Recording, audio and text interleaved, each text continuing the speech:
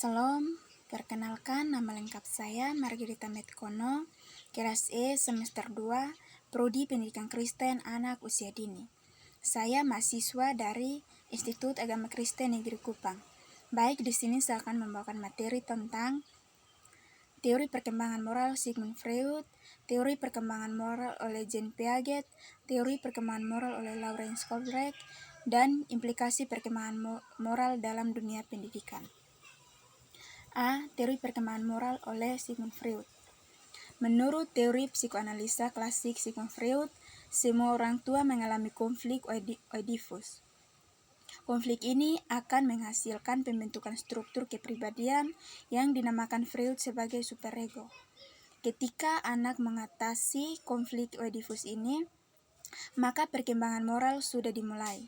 Salah satu alasan anak mengatasi konflik Oedipus disebabkan karena adanya perasaan khawatir akan kehilangan kasih sayang orang tua dan ketakutan akan dihukum karena keinginan seksual mereka yang tidak dapat diterima terhadap orang tua yang berbeda jenis kelamin. Untuk menghindari kecemasan, menghindari kehukuman, dan mempertahankan kasih sayang orang tua, anak-anak membentuk suatu superego dengan mengidentifikasikan diri dengan orang tua yang sama jenis kelaminnya melalui penginalisasian standar-standar benar dan salah terhadap orang tua. B. Teori perkembangan moral oleh Jean Piaget. Menurut Jean Piaget, dalam teori perkembangan moral moral membagi menjadi 2 tahap, yaitu yang pertama heteronomous morality usia 5-10 tahun, yang kedua autonomous morality atau morality of comparison usia 10 tahun ke atas. Yang pertama heteronomous morality usia 5-10 tahun. Pada tahap perkembangan moral ini, anak memandang aturan-aturan sebagai otoritas yang dimiliki oleh Tuhan, orang tua, dan guru yang tidak dapat dirubah dan harus dipatuhi dengan sebaik-baiknya. Yang kedua, autonomous morality atau morality of comparison usia 10 tahun ke atas. Moral tumbuh melalui kesadaran bahwa orang tua dapat memiliki pandangan yang berbeda terhadap tindakan moral. Pengalaman ini akan tumbuh menjadi dasar penilaian anak terhadap suatu tingkah laku. Dalam perkembangan selanjutnya, anak berusaha mengatasi konflik dengan cara-cara yang paling menguntungkan dan mulai menggunakan standar keadilan terhadap orang lain. Instari menurut penulis Piaget memiliki 2 tahap dalam perkembangan moral, yaitu heteronomous yang berarti moral itu dapat diubah dan hanya dimiliki orang-orang yang lebih dewasa dari si anak, dan autonomous yang berarti anak mulai sadar dengan adanya moral, maka anak tersebut dapat dinilai baik dan buruknya. C. Teori perkembangan moral oleh Lawrence Kohlberg. Menurut Lawrence Kohlberg, penilaian dan pembuatan moral pada intinya bersifat rasional.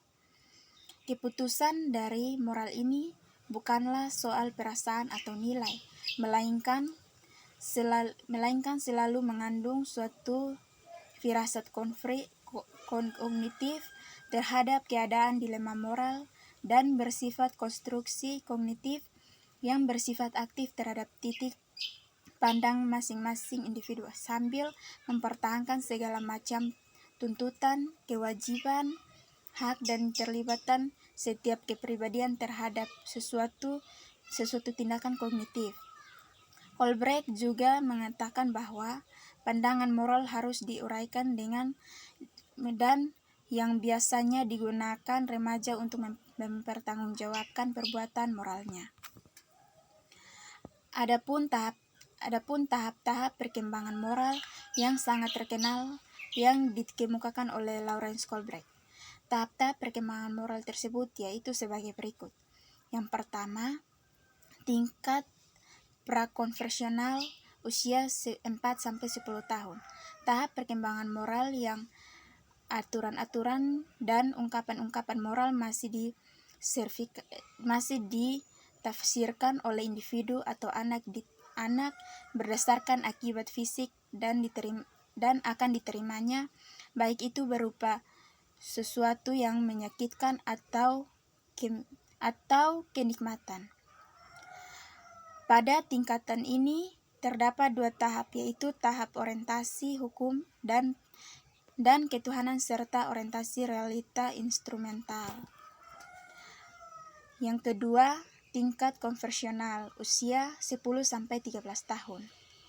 Tahap perkembangan moral yang aturan-aturan dan ungkapan-ungkapan moral dipatuhi atas dasar merutuhi harapan keluarga, kelompok atau masyarakat. Pada tingkat ini terdapat juga 2 tahap, yaitu orientasi kesepakatan antara pribadi atau disebut orientasi anak yang manis, serta tahap orientasi hukum atau ketertiban. Tingkat yang ketiga, tingkat pasca konversional usia 13 tahun ke atas. Tahap perkembangan moral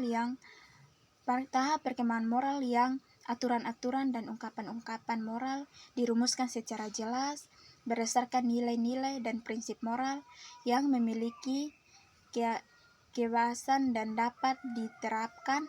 Hal ini terlepas dari otoritas kelompok atau orang yang berpegangan pada prinsip tersebut, dan terlepas pula dari identifikasi dari diri dengan kelompok tersebut. Pada tingkat ini terdapat 2 tahap, yaitu tahap orientasi kontrak sosial legalitas dan tahap orientasi prinsip etika universal. Yang keempat, intinya Lawrence memiliki 3 tingkat dalam perkembangan moral, yaitu prakonversional. Anak masih menganggap bahwa jika melaksanakan moral itu akan mendapatkan hukuman atau hadiah, sehingga anak hanya menuruti keinginan lingkungan, dan anak masih belum mengetahui moral dan dilaksanakan itu buruk memperhatikan atau ketaatan.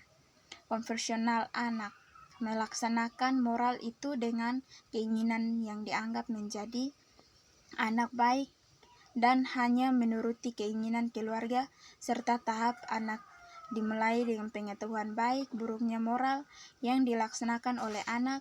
Dan pasca konversional, anak dimulai sadar dan militer atau memilih moral dengan baik untuk buruk, serta melaksanakan moral dalam lingkungan konteks sosial dan menganggap moral itu berlaku. D. Implikasi perkembangan moral dalam dunia pendidikan. Pertama, dalam perkembangan seseorang individu, tentunya sebagai pendidikan juga harus tahu menempatkan dirinya terhadap perkembangan dengan memberikan metode atau cara pengajaran yang sesuai dengan tahap atau fase perkembangan individu dan akan dididiknya. Karena cara mendidik anak SD dengan mendidik anak SMA tentunya ada perbedaan yang sangat signifikan. Begitupun dengan usia atau mental mereka sangatlah berbeda pula. Untuk itu, dengan memahami psikologi pendidikan ini diharapkan dapat pengaruh dalam pendidikan. Yang kedua, dengan memahami psikologi perkembangan, maka kita akan mengetahui tingkat kemampuan individu dalam setiap fase perkembangannya untuk mengetahui fase perkembangan yang mana seseorang bisa diberi stimulus tertentu. Yang ketiga, dengan adanya psikologi pendidikan ini, maka diharapkan dapat mempersiapkan diri dalam menghindari perubahan-perubahan yang anak hadapi oleh setiap individu. Yang keempat, Khusus untuk tim pengajar atau guru, dengan memahami psikologi pendidikan ini, maka sudah pasti dapat memberikan pengajaran yang sesuai dengan usia dan didikannya. Cara mengajar anak PAUD berbeda dengan yang sudah di SMA. Yang kelima, dapat memberikan mengukur dan kerangkangan perubahan dalam tingkah laku serta kemampuan yang sedang berkembang sesuai dengan tingkat usia yang mempunyai ciri-ciri universal dalam artian yang berlaku bagi anak-anak serta semua usia dan juga berlaku untuk semua tempat. Yang keenam, dengan memahami psikologi pendidikan ini, maka kita dapat mempelajari karakteristik umum perkembangan peserta didik, baik secara fisik, kognitif, maupun psikososial dalam segala aspek pendidikan anak atau individu tersebut. Yang ketujuh, dengan memahami psikologi perkembangan ini, Anda dapat mempelajari perbedaan yang bersifat pribadi pada tahapan, fase, atau pada masa perkembangan tertentu. 8. Dengan memahami dan menerapkan psikologi pendidikan ini, maka kita dapat mempelajari tingkah laku seseorang anak atau seorang individu pada lingkungan tertentu yang menimbulkan reaksi yang berbeda pula satu dengan yang lainnya. Misalkan ekspresi seorang bayi saat bersama dengan mamanya akan berbeda ketika bersama orang tua yang menurutnya asing. Yang kesembilan, dengan adanya psikologi perkembangan ini, maka kita dapat mempelajari penyimpangan tingkah laku yang dialami oleh seseorang seperti kenalan, kelainan-kelainan, dan juga fungsional inteleknya. Yang ke-10, memungkinkan bukan hanya pengajar saja yang bisa memberikan cara atau metode pengajaran yang dapat sesuai dengan usianya, namun juga orang tua yang dapat berperan penting dalam hal ini.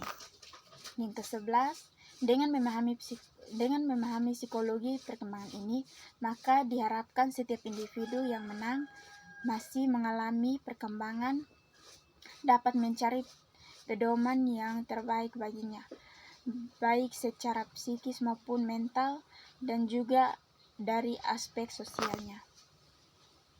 12. Dengan adanya psikologi pendidikan ini dan dengan menerapkan di dalam pendidikan, maka diharapkan pengajar maupun orang tua dapat memberikan cara untuk menghadapi segala perubahan yang terjadi pada setiap fase pertumbuhan yang ada pada seseorang. Misalkan seorang anak yang ceria tiba-tiba menangis karena suatu masalah. Orang tua atau guru melakukan pendekatan atau mendukungnya untuk mencari jalan keluar. 13. Implikasi psikologi perkembangan ini sangatlah besar pengaruhnya terhadap pendidikan. Bukan tidak berbalasan karena pada setiap fase atau tahapan perkembangan yang terjadi pada seseorang tentunya juga akan berbeda dengan cara mendidiknya. Misalkan perbedaan mendidik siswa PAUD dan SD. Kesimpulannya, dari materi yang sudah dijelaskan, peran orang tua, guru, dan lingkungan singkat menunjang perkembangan moral anak. Selain itu, kebiasaan yang diajarkan pada anak juga berpengaruh dalam perkembangan moralnya. Jika anak biasanya diajarkan baik, maka mereka akan sulit mempengaruhi dengan lingkungan yang buruk, bahkan walaupun mereka mempunyai sifat bawaan yang buruk. Mereka akan berusaha merubahnya dengan dukungan orang tua, guru, pendampingan orang tua, dan yang lebih dewasa. Karena karena perkembangan moral anak sangat berpengaruh juga oleh pola asuh orang tua dengan guru. Maka kami menyarankan untuk orang tua dan guru harus bisa melakukan pendekatan dengan anak, memahami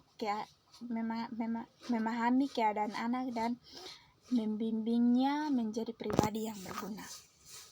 Sekian materi dari saya. Terima kasih. Shalom.